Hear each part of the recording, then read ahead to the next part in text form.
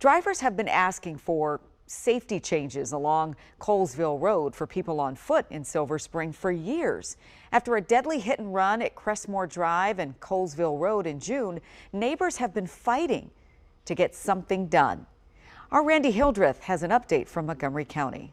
If Catherine Cummings had her way, they need to put everything they can here to make it safer for pedestrians. She's lived in the neighborhood off Crestmore Drive and Colesville Road, also known as US 29, for 6 years, and is worried about pedestrian safety. You only have to make one turn into this neighborhood or out of this neighborhood to know that this is somewhere you need to be very careful. The latest concerns hit the neighborhood after the deadly hit-and-run crash involving 61-year-old Hannah Wagayo back in June. Police are still looking for the driver accused of hitting Wagayo at the intersection. Hannah was crossing in the crosswalk. She was doing everything that you're supposed to do. Councilmember Kristen Mink says the tragedy spurred some pedestrian safety changes to the area. Since July, trees have been trimmed along US 29. The speed limit has been lowered to 35 miles per hour. Speed cameras have gone up, and a speed bump and flex posts have been added to the entrance of the neighborhood. We need to make sure that that person is found and brought to justice, and we also need to make every possible improvement that we can to make sure that the infrastructure is in place to prevent this from happening again.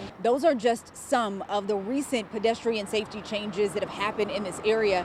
But Councilmember Mink says there are other long-term solutions that are on the table, including evaluating eliminating left turns from Crestmore Drive, installing new LED lighting along the US 29 corridor, and adding a traffic signal. We obviously need to be more ahead of the game with our pedestrian safety infrastructure, and this intersection in particular, there's no excuse. We have to see fast changes. Randy Hildreth, WUSA 9.